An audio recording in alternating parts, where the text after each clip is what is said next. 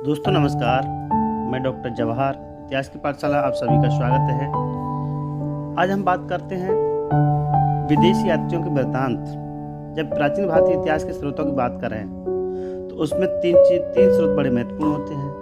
पहला है साहित्य स्रोत, दूसरा है पुरातत्व स्रोत और तीसरा है विदेशी यात्रियों के वृत्तांत। जब तक विदेशी यात्री वृत्तांतों को हम नहीं पढ़े तब तक हमारे स्रोत कंप्लीट नहीं होते, क्योंकि ये जो लिखे गए हैं यात्रियों द्वारा पक्षपात से रहित हैं, पक्षपात वाले नहीं हैं, पार्शलिटी वाले नहीं हैं। इसलिए देर न करते हुए वीडियो को अंत तक देखें।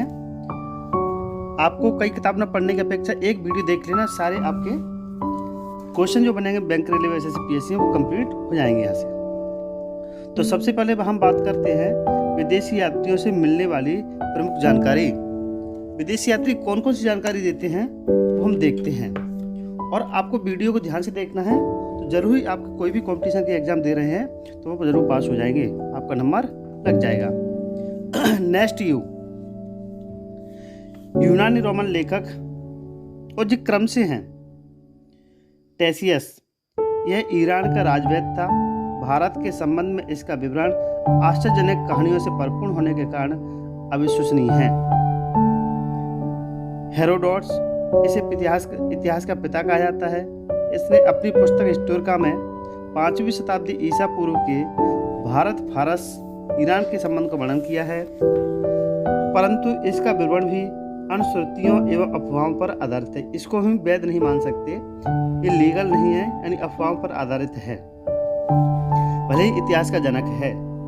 सिकंदर के साथ आने वाले लेखकों में न्यारकस, आनीसिक्रेट्स तथा ओरिस्टोबुलस को विवरण के अधिक प्रमाणिक विश्वसनीय मानते, लेकिन सिकंदर के साथ जो आने वाले लोग हैं, 3 लोग हैं, न्यारकस है, आनीसिक्रेट्स है, ओरिस्टोबुलस है। इसके जो विवरण दिया इन्होंने, इसको हम फैक्ट मान लेते हैं, सही मान लेते हैं। मेगास्थनीज, यह सेल्यूकस निकेटर का राजदूत था जो चंद्रगुप्त मौर्य के दरबार में आया था। इसने अपनी पुस्तक इंडिका में मौर्य समाज संस्कृति के विषय में लिखा है। डाइमेकस, यह सीरियन नरेश एंटियोकस का राजदूत था जो बिंदुसार के दरबार में आया। इसका विवरण भी मौर्य युग से संबंधित है। डायनोसियस, यह मिस्र नरेश टोलेमी फिलाडेल्फस का राजदूत था जो अशोक के दरबार में आया। एक चीज में आपको आसानी से बताऊंगा, जरूर ही आपको याद हो जाएगा। टोलेमी, इसने 2री शताब्दी में भारत का भूगोल नामक पुस्तक लिखी। प्लिनी, इसे प्रथम शताब्दी में नेचुरल हिस्ट्री नामक पुस्तक लिखी। इसमें भारतीय पशुओं, पेड़ों, पौधों, खनिज पदार्थों आदि के बारे में विवरण मिलता है। पेरिप्लस ऑफ द एरिथ्रियन सी, इस पुस्तक के लेखक के बारे में जानकारी नहीं है, बिल्कुल जानकारी नहीं है। यह लेखक करीब 80 ईस्वी में हिंद महासागर की यात्रा पर आया।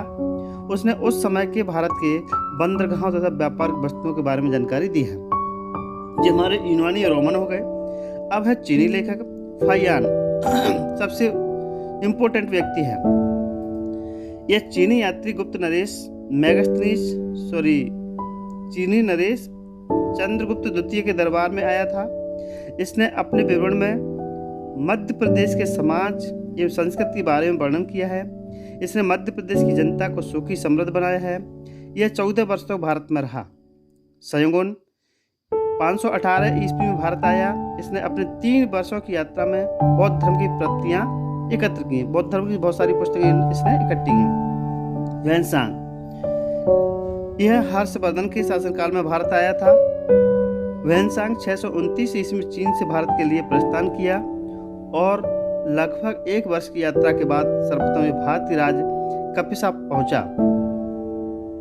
भारत में 15 वर्षों तक ठहरकर 645 ईस्वी में चीन लौट गया।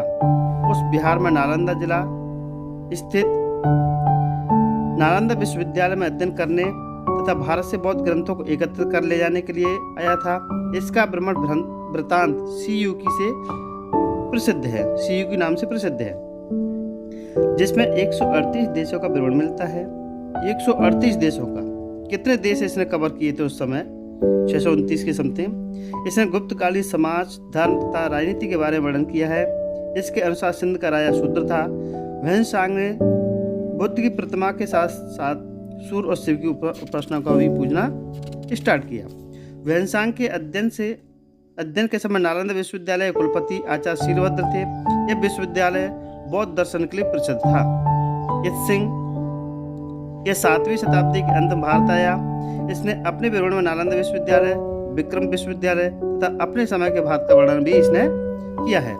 अब बात करते हैं अरबी लेखक अल-बरूनी। यह महमूद गजनवी के साथ भारत आया था। अल-बरूनी ख्वारिज़्म या खीव आधुनिक तुर्कमेनिस्तान का रहने वाला था। अरबी में लिखी गई उसकी कृति किताब उल हिंद या तहकीक-ए-हिंद भारत की खोज आज भी इतिहासकारों के लिए एक महत्वपूर्ण स्रोत है। यह एक विस्तृत ग्रंथ है जो धर्म, दर्शन, त्योहारों, खगोल विज्ञान, कमियां, क्रीमिया, रीति रिवाज तथा प्रथाओं, सामाजिक जीवन, भार तौल मापन विषयों, मूर्तिकला, कानून, भार तंत्र, विज्ञान आदि विषयों के आधार पर 80 अध्याय विभाजित है। इसमें राजपूतकालीन समाज, धर्म, रीति रिवाज, राजनीति आदि पर सुंदर प्रकाश डाला गया है। इब्न बतूता इसके द्वारा अरबी भाषा में लिखा गया उसका एक यात्रा वृत्तांत जिसे रेहला के नाम से जानते हैं 14वीं शताब्दी में भारतीय उपमहाद्वीप के सामाजिक तथा सांस्कृतिक जीवन के विषय में बहुत ही प्रचुर तथा सबसे रोचक जानकारियां देता है। 1333 में दिल्ली पहुंचने पर इसकी विद्वता से प्रभावित होकर मोहम्मद बिन तुगलक ने उसे दिल्ली का काजी या न्यायाधीश नियुक्त कर दिया। अन्य लेखक तारानाथ, यह एक तिब्बती लेखक था। इसने कंगुर तंगुर नामक ग्रंथ की रचना की। इनसे भारतीय इतिहास के बारे में जानकारी मिलती है। मार्को पोलो, यह भी शताब्दी के अंत में पांड्य नरेश की यात्रा पर आया था। इसका विवरण पांड्य इतिहास के अध्ययन के लिए उपयोगी है। इसके साथ साथ पुरातत्व संबंधी साक्ष्य से मिलने वाली जानकारियां ध्यान से सुनना है और देखना भी है। पुरातत्व भारतीय पुरातत्व शास्त्र का पितामह, father of Indian archaeology, sir Alexander Cunningham को कहा जाता है। 1400 ईसा पूर्व अभिलेख बोगज को एशिया माइनर से वैदिक देवता मित्र, वरुण, इंद्र, नासत, अश्विनी कुमार के नाम मिलते हैं। मध्य भारत में भागवत धर्म विकसित होने का प्रमाण यवन राजदूत हेलियोडोरस के वेशनगर विदिशा मध्य प्रदेश में गढ़ स्तंभ लेख से प्राप्त होता है। सर्वप्रथम भारतवर्ष का जिक्र हाथी गुम्फा अभिलेख में मिलता है। सर्वप्रथम दुर्भिक्ष की जानकारी देने वाला अभिलेख सोगोरा अभिलेख है। इस अभिलेख में संकट काल के उपयोग के हेतु खाद्यान्न सुरक्षित रखने का उल्लेख है। सर्वप्रथम भारत पर होने वाले हुण आक्रमण की जानकारी भीतरी स्तंभ लेख से प्राप्त होती है। सती प्रथा का पहला स्तंभ लेख भानुगुप्त का है, ईरण में है, विदिशा। सातवां राजाओं का पूरा इतिहास उनके अभिलेखों के आधार पर लिखा गया है। रेशम बुनकर की श्रेणी की जानकारी मंदसौर अभिलेख से प्राप्त होती है। कश्मीरी नवपाषाण काल पुरास्तर बुर्ज से गर्तावास गड्ढा घर का प्रमाण मिला है। इनसे उतरने के लिए सीढ़ियां होती थी, यानी उनके जो गड्ढे होते थे बनाकर घर में रहते थे। यही आज का हम तलघर का है, उस समय का गड्ढा घर है। यहाँ मनुष्य के साथ उसके पालतू कुत्ते की भी दफनाने की प्रथा प्रचलित थी। प्राचीनतम सिक्कों को आहार सिक्के कहा जाता है। इसी को साहित्य में करसापण कहा जाता है। सर्वप्रथम सिक्कों पर लेख लिखने का कार्य यवन शासकों ने तैयार करवाया था। अब मैं आपको अभिलेख और शासक के बारे में बताऊं। यहाँ से आपके बहुत सारे क्वेश्चन मिलेंगे। हाथी गुम्फा अभिलेख तिथि रहित है, इस पर कोई तिथि अंकित नहीं है। कलिंग राजा खारवेल, हाथी गुम्फा अभिलेख किसका है? कलिंग राजा खारवेल का है। जूनागढ़ अभिलेख है, ये किसका है? रुद्रदामन का है। नासिक अभिलेख गौतमी बलसरी का है। प्रयाग स्तंभ लेख समुद्रगुप्त का है। एहोल अभिलेख पुलकेशन द्वितीय का है। मंदसौर अभिलेख मारवाड़ नरेश यशोवर्मन का है। ग्वालियर अभिलेख प्रत्याह नरेश भोज का है। भीतरी एवं जूनागढ़ अभिलेख स्कंदगुप्त का है। देवपाड़ा अभिलेख बंगाल शासक विजय सेन का है। अभिलेखों का अध्ययन को हम एपिग्राफी के नाम से जानते हैं। समुद्रगुप्त की बीड़ा बजाती मुद्रा वाले सिक्के से उनके संगीत प्रेमी होने का प्रमाण मिलता है। आर्किमेडू पुदुचेरी के निकट से रोमन सिक्के प्राप्त हुए हैं। सबसे पहले भारत के संबंध बर्मा, स्वर्णभूमि, वर्तमान म्यांमार, मलाया, स्वर्णद्वीप, कंबोडिया, कम्बोज, जावा, यवद्वीप में स्थापित हुए। उत्तर भारत के मंदिरों की कला शैली नागर शैली एवं दक्षिण भारत के मंदिरों की कला शैली द्रविड़ शैली कहलाती है। दक्षिणापथ के मंदिरों के निर्माण में नागर और द्रविड़ दोनों शैलियों का प्रभाव पड़ा। अतः यह बेसर शैली कहा जाता है। दोनों को मिश्रित शैली है, वो बेसर शैली है। पंचायतन शब्द मंदिर रचना शैली से संबंधित है। एक हिंदू मंदिर तब पंचायतन शैली का कहलाता है जब मुख्य मंदिर 4 सहायक मंदिरों से घिरा होता है।